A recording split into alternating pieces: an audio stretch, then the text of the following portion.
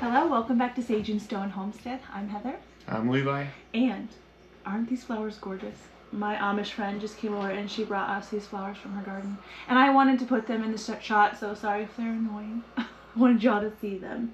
But we're doing a Q&A today. I think I have a total of 16 questions. I think it was 18. 18 questions that I pulled, so it's going to be a full one. So let's just get into it. Of all the goats you let go of during the Great Purge, who were you the most sad to say goodbye to and why? It was a great purge. Like, they all left, just about all of them left in April. And I still go down to the barn and wonder where all the goats are. And then I have to remember that, oh, you sold most of them. Not most of them, but I sold a lot of them. And I'd say the one that I miss the most is Stormy. That's the one I knew I was going to miss the most. She's just a gorgeous doe. Never a problem. Always super healthy. Always coming up in the milk stand. Milked really well. She is currently blessing her forever home, hopefully. But I miss her the most, I would say. What is one large piece of equipment you'd love to have for the farm or home? I thought this was a good one for you to answer. The problem is, whatever new large piece of equipment that we got would get used once or twice ever probably, because we have the tractor and that does basically everything we need. A mini excavator or a skid steer would be awesome. It would be a lot of fun, but it would very, very seldom get used, and it would probably just wind up rotting out in the sun. No, I bet you I would use a skid steer twice a year to clean that barn out. Maybe. I really need help cleaning that barn out. I just shovel it out for now. Yeah. We are going to replace the wooden wall to the barn, and I would really love to have you do what you can with the bucket that we have on the tractor to make it at least a little bit more level in there, because there's kind of a hump in the middle. I think a skid steer is a good answer. Skid steer would be nice to have. Yeah. Have you noticed a change or difference in the farmland around your home farm, as in less land being farmed on or more land being sold? There's been some sales, like exchanges of hands, but not really anything has changed on the land. Yeah, People are still farming. I have not, in our relative immediate area, I have not seen any new developments go up on what had been farmland. Except for Dollar General. There's Dollar General that was probably a 2 or 3 acre lot.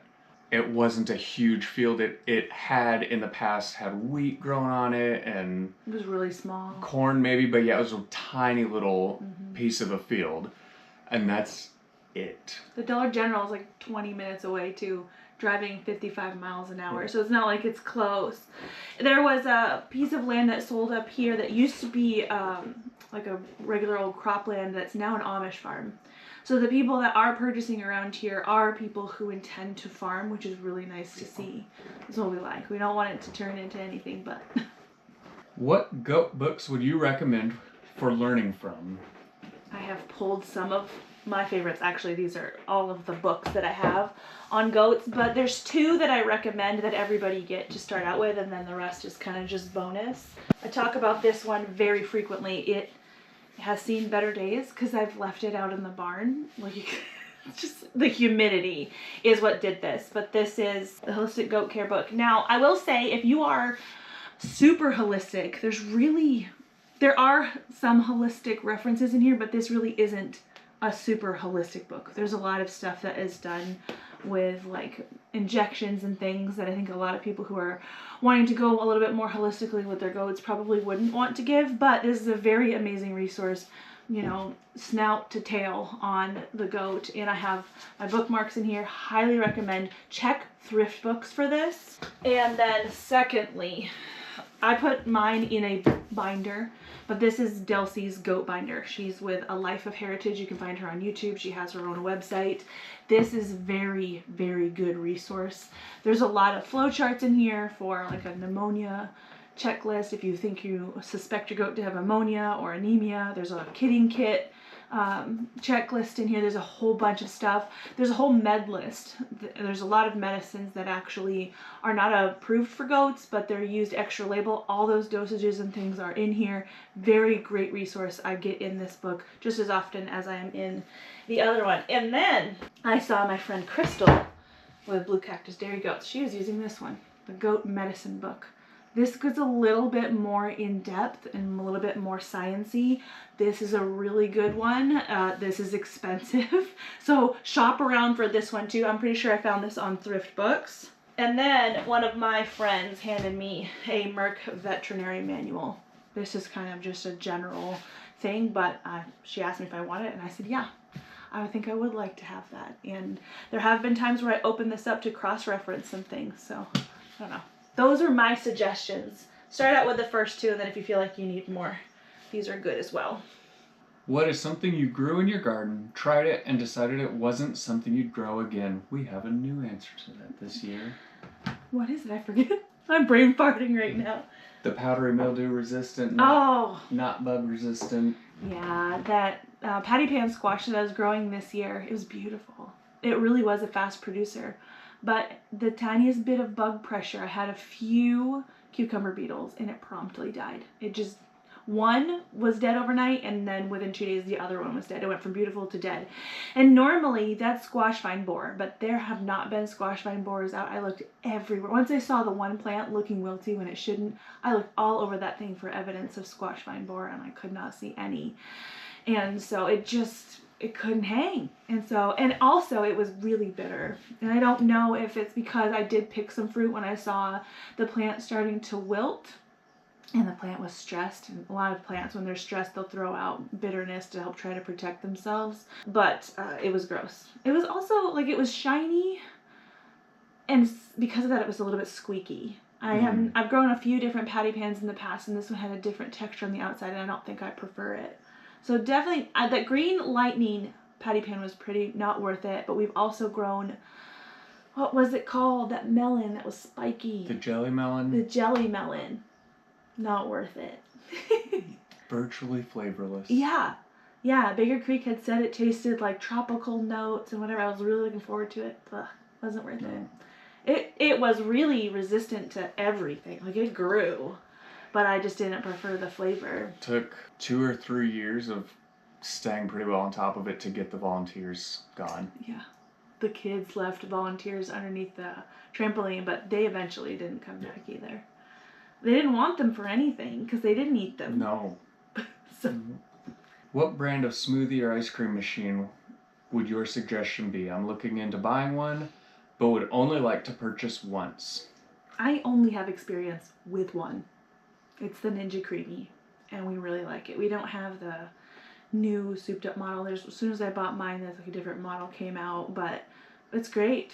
Especially, I don't know if Miss Brenda asked that one. I don't know if you've got a lot of people that you're trying to feed, because that's a little bit difficult. I made ice cream tonight, and it can take a little bit of time because it's churned in these little cups, and it takes a couple minutes at least for each cup. So it could take me, 15 minutes or so to really churn everything up for our family, but especially for 1 or 2 people, it's a really great little machine. I love it. Very easy. Lots of different recipes out there for them too. What is your favorite seasoning, and have you tried hot Jell-O? Thanks. Have you heard of hot Jell-O? So when I first read the question, my brain went to pepper jelly. Oh, okay. I was thinking temperature. I don't know. I'm assuming it's spicy. That makes way more sense. Because they asked about seasoning. But yeah, that makes way more sense than what I was like. But no, I've never had hot Jell-O. No. I mean, it could be good. He's gone and retrieved our favorite seasoning, so let's rank them. This will be in 3rd place, because the kids don't really like that it's spicy. This is delicious. Someone actually sent this to me in our P.O. box, probably the owner of the company, I don't know, Payne County Gold. It was the owner. This is so good on literally everything. It's especially good if, to add it to your rice as it's cooking, and then add chicken or whatever on it. Very good. Or vegetable, man. I did this first on a roast. It was a pork roast in the crock pot. That was the best. We did that for Thanksgiving. Yeah. It was so good. So this one for sure. I'll make sure I link these down below too. I don't have an affiliate link or anything, so it'll just be a regular link. But then we also have farm dust seasoning. I showed this on the channel all the time. Yeah, that goes on everything. Literally everything. It's like not like an allspice, a seasonal, there we go. And there's a lot of like copycat recipes on how to make farm dust and whatever that's been shared with me. I like supporting this company. It's a small business. Yeah, a small business out of Indiana, probably Amish owned, if I were to guess. And so I don't mind supporting them. That's for sure. Because if I was to get bulk spices, they could be coming from anywhere, like bigger companies. I'd rather support the little guys. This is my favorite. I love these. I could go without these. I don't think I'd ever want to be without the umami mushroom seasoning that we can get at the local Asian market. Is this the counterfeit? There's one that's marked counterfeit, or it says avoid the counterfeit or whatever. They're not really different, but this is so yummy on literally everything. Kind of like this one, just all around really great flavor. It has salt in it, but it adds that umami flavor. Mushroom powder, salt, mushroom extract, calcium powder, and vitamin B. Huh, I wonder which vitamin B it is. There's a bunch of them. Anyhow. It might be a complex. Yeah. Very good. I love it. Nugget. Nugget has a squeaky toy. I'm curious, at what age do you start the copper bolus and how often do you do it? Also, age for free choice minerals. They can have free choice minerals as soon as they're taking in solid foods. I always have a free choice mineral feeder out. And I also always have the cobalt block, and I also always have the selenium block out. So whenever they get the gumption to take them, they have them. As far as copper bolus, the ones that I buy, the 2-gram copper bolus says that you have to wait till they're 25 pounds. So it's a little bit less of how old they are, but how much they weigh. And here, I copper bolus twice a year, but you may not need to where you're at. We live on old agricultural farmland, and so our land is pretty depleted. We probably could bolus more than twice a year. I intend to send in a liver sample to a lab to see what the mineral content is like in one of our goats so that I know if my program is working or not. I would suggest to do the same because you can overdo it with copper. It's harder to overdo copper with the copper rods. It's a lot easier to overdo it when you give them copper, I think it's sulfate. It's a liquid. You gotta be very careful with that. Maybe talk to your local vet and see what they think about the local area and what they might be getting out of the soil. Do you breed your rabbits throughout the summer months? If so, how do you manage heat stroke prevention? I don't breed them through the summer. We actually just had our last kits until fall, and I'm not upset about that at all. We have quite a lot of rabbit put away, which is very nice, and really it's not super long before we have more rabbits coming in. We actually had a better rabbit year as far as kits go this year than we had last year. And so that feels good. But as far as heat stroke prevention, we still kind of worry about that even when they're not pregnant. So right now, we just had a heat wave the other day, and I have flat ice packs that I stick in the freezer, and I will hand those out as needed, and I keep them on rotation. I also will go down to the barn every 2 hours. Number one, make sure everyone has water in their bowls. I find that rabbits will take more water out of a crock than a bottle, but I still, for the summertime, I like for every rabbit to have both a crock and a bottle, so that if they happen to suck the crock down, they do have the bottle as an option, but they will stay more hydrated when they have a crock out. So that's my preference. You can also add ice cubes to the crocks, which is really nice. And I do have a couple transport crates where if I have one or several rabbits that need to go into the air conditioning, I can bring them into the air conditioning, and I've done that before. I have actually put stackable crates in our shed before when we've had really, really high temperatures. I don't like to have to do that, and I think that our silver foxes are going to be a little bit more heat tolerant than our Californians have been, and we are not going to be going into the super hot part of summer with Californians at all, because they will have weaned their kits, and at that point the rest of the Callies are going in the freezer, which it's not hot in there. Nope. What exactly tipped the scale for going to the mini Lamanchas? From the Nigerian dwarves, the amount of milk. They just put so much more milk in the pail. We are struggling a little bit with the transition from the Nigerian dwarves into the mini Lamanchas, in that I can tell in my cheese yields and my yogurt yields that I am not milking any Nigis. I can tell. There's not as much cheese, there's not as much yogurt. But the bucks that I have, all of them, all will pass a heavy cheese gene to their daughters. And so it's just a matter of intentional breeding and keeping back animals for that to correct itself. And then it will, come with that volume as well. I find that the hybrid animal with a mini Lamancha between the Nigerian dwarf and a standard Lamancha is a hardier goat than like a standard Lamancha is. They eat less. They maintain weight a little bit better because they're not as heavy producing as a Lamancha, but they're significantly more heavy producing than the Nigerian dwarves that I had, at least. And the teats are way longer, which is so much easier to milk. Are you still using the lye treatment for worm prevention? If so, are you finding it useful as a preventative? I don't give it to them willy-nilly. I have to have somebody having symptoms, and really the only goats that will eat it reliably are the bucks in the buck pen.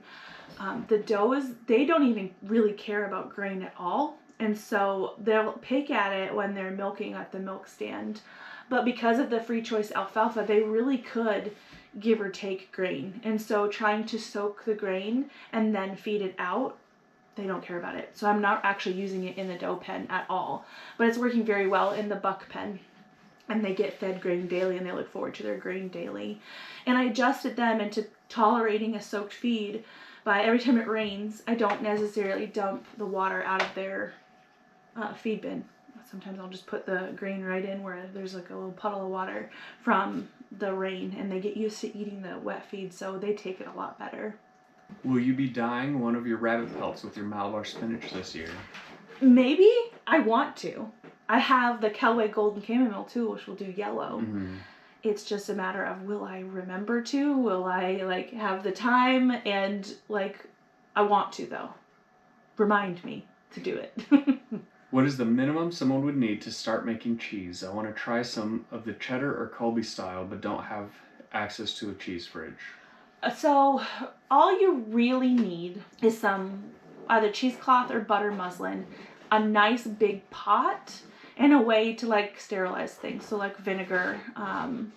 You could even you don't even need culture really, because you could do a clabber culture. I feel like a cheese fridge or a way to age the cheese at a little bit of warmer temperature is somewhat necessary for those types of cheeses, but you might be able to get away with putting a smaller cheese in the door of your refrigerator.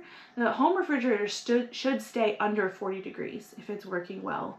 That's really the target temperature that you want. A Colby and a cheddar, they need to be aging between 50 and 55.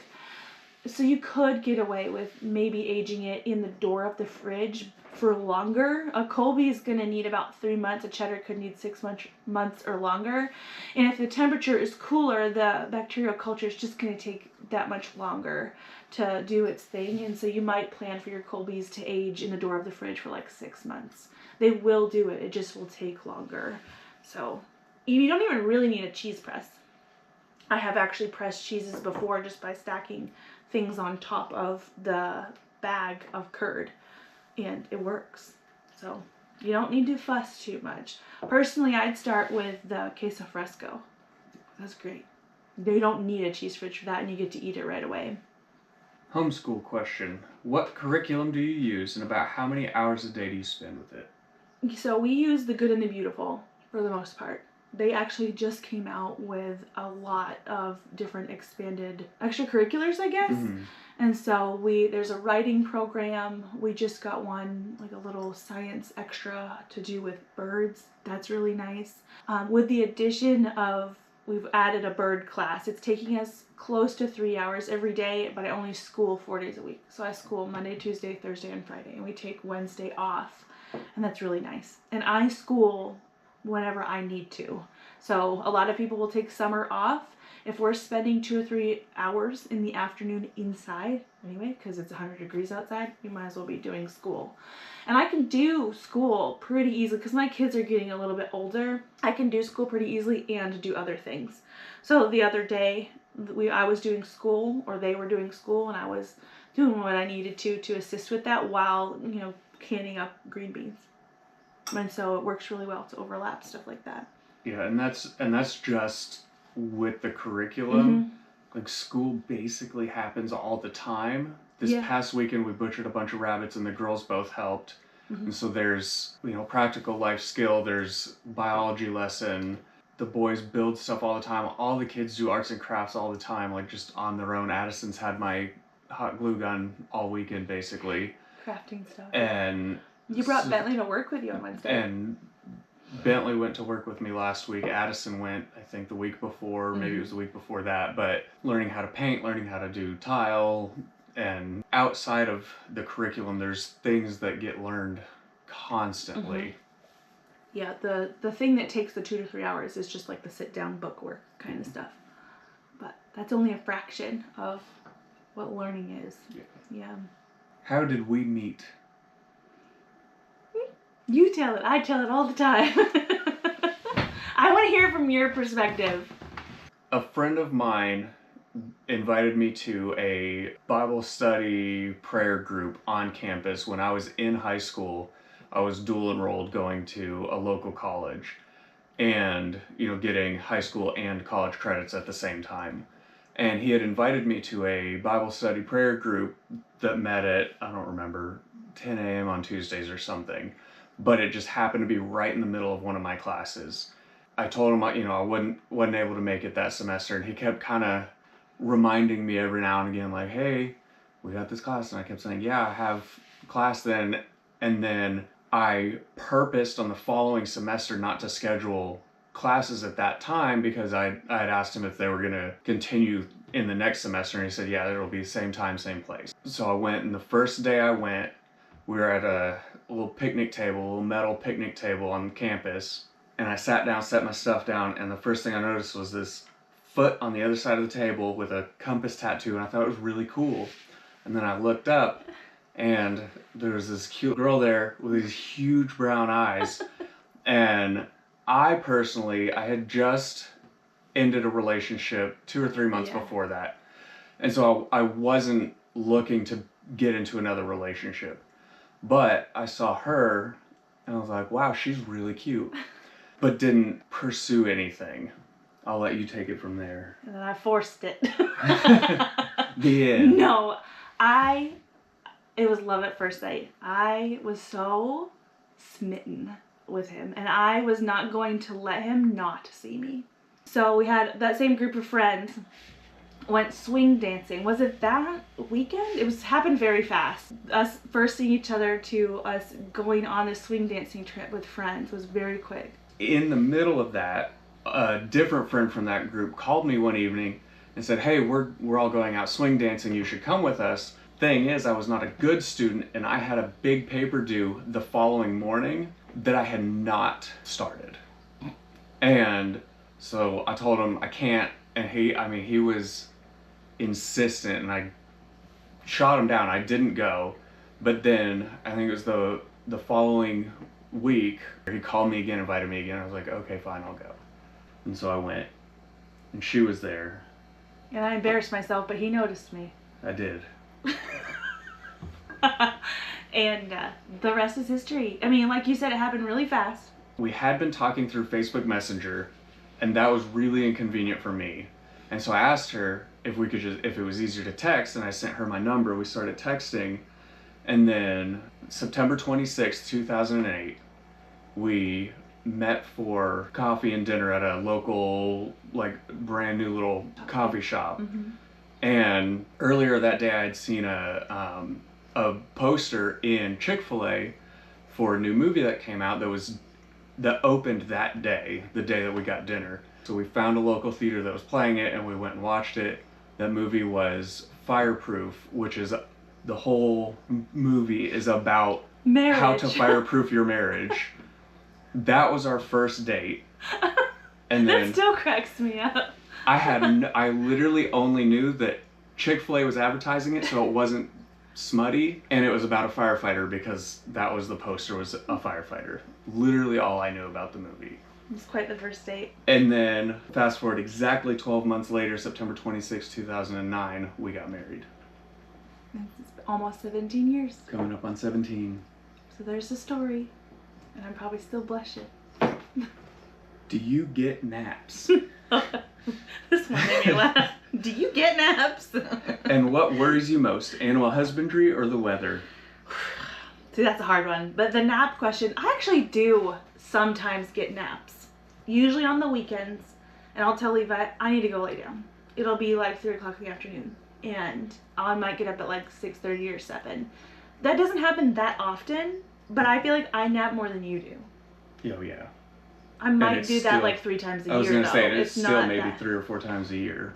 And I think a lot of times it comes on the heels of me not feeling well. Yeah. So I do nap, but I don't nap regularly. My Amish friend gave me this. She naps all the time.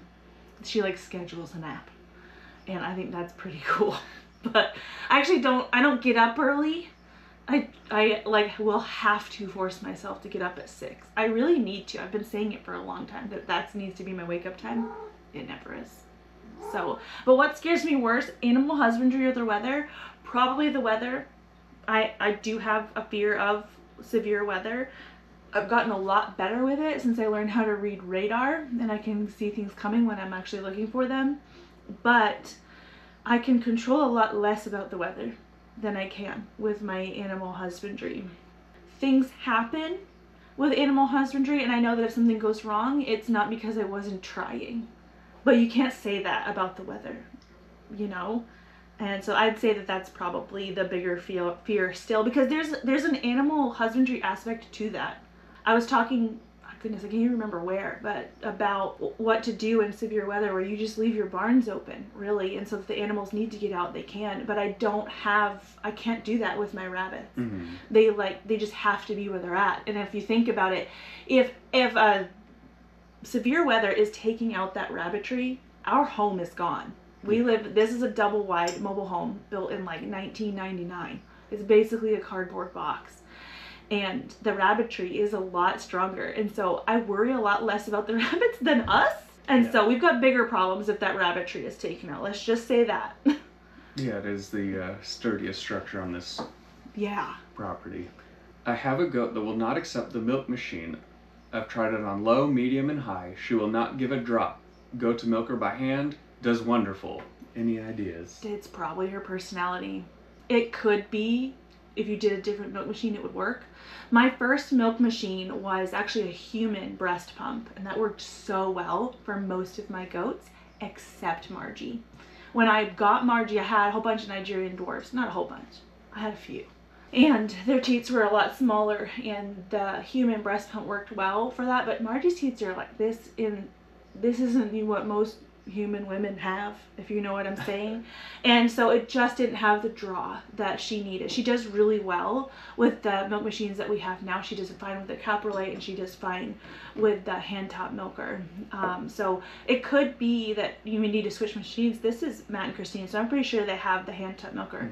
If the hand top isn't doing it, it could just be her and preferring to be hand milked. Actually, Frenzy will, like, I put the milk machine on her, I get some, but then I go to milk out the rest of her into the milk machine, and I get a ton more by hand. And so sometimes it's just the animal, and that might be call worthy in your program if that is the case.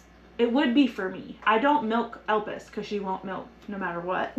She holds it for her babies, so I just let her raise babies for me. I wish I had some real easy advice for that.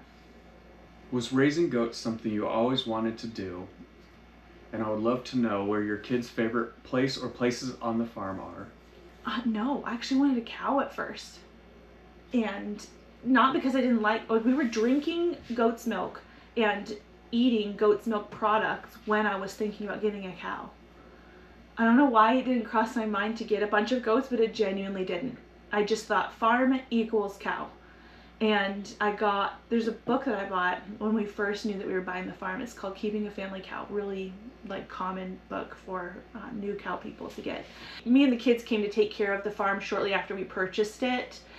Basically with enough that could fit in my van. We basically camped here for about 4 months. And I saw my neighbor's cows up close. I grew up actually near a cow farm, so I knew how big cows were and all that. We used to ride the baby cows, me and my friend, whatever. It was a grand time. I loved it. Those are fond memories. But I'd kind of forgotten how big and scary cows can be. And so when I got up close to these Angus cows that my neighbor has, I was like, you know, I don't know if I can manage that. And in my mind, I was thinking on my own, because he was still in the military at the time. And so anything I got into, I knew I would have to manage it for potentially 6 or 8 months out of the year by myself if he was deployed. And so can I manage cattle by myself? No. And so I ran straight to goats after that. Never looked back. There's so much that goats outweigh as far as benefits from cattle, and it could just be, you know, my preference, I'm sure. But I have a video on that, how we kind of switched from cow mindset into loving goats, and the reasons that I think goats are a little bit better. I'll link it below. And the kids' favorite places on the farm. I know where the kids' favorite places are. What would you say? Shika in the garden. Mm-hmm. Molly wherever Colby is. Colby the cat. Addison the pond. Yes. Bentley, his bedroom. Playing with Legos. I know. They really enjoy going to the pond. I've recently, in the last year or so, let them, because they're getting older, just let them go down there. At first they had to have a walkie-talkie. I still kind of would rather that they brought the walkie-talkie in case they needed me. But the past few times they haven't had the walkie-talkie down there. And they run down, they jump the goat fence and have a great time. And Addie said the other day, Mommy, there's blackberries down there and I didn't tell anybody because I want them all for myself. I was like, Mommy knows they're down there. I said, are they fruiting yet? She goes, just a little bit. So she's enjoying going down there and partaking. The goats they have not crossed into the pond pasture in forever. You can see that there's no trail. So the goats really haven't been down there, and I don't know if it's the free choice alfalfa, because this is our first summer with that. But I have started limiting them to a bag a day of the alfalfa pellets so that they'll actually go out. And they do. They were out this evening. Actually, I give them the alfalfa pellet right before milking. And today, just after I milked, I noticed that nobody was in the barn, which meant that they were out grazing and stuff. And so I guess there's just enough in this front pasture. And like I said, I have much fewer goats now. And so I think that this front pasture where the barn is sustaining the smaller herd better, so they don't have as much of a need to go out there. So we might have to brush hog that sooner. Yeah. But that's okay. Yep. Anywho, that's it for our Q&A, and at the end of every Q&A, I like to give something away, and I don't know if y'all have noticed, but I do have an extra mug here from our mug pre-order and sale. Now this mug has a tiny imperfection. There's a little crack right here. I'll put a close-up of it on the screen. So it's not in perfect condition, but it should work just fine. I don't expect that to get any worse or cause any problems for anybody. So I would like to give this away to one of you, and I would like to know, in order to enter, tell me what your favorite ice cream flavor is, because this is a nice little latte mug, but it's also a nice ice cream bowl. You said you'd fill this up 3 times? Maybe twice. Maybe twice. So tell me what your favorite ice cream flavor is to enter to win this pretty little mug. And in a week, I'm actually going to film a YouTube short of me going through the comments and picking a random one to win. It doesn't matter where you are in the world. I have filled out many a customs form, and so I'll be happy to send this anywhere. Anywho, y'all have a good night. I'll see you guys again soon.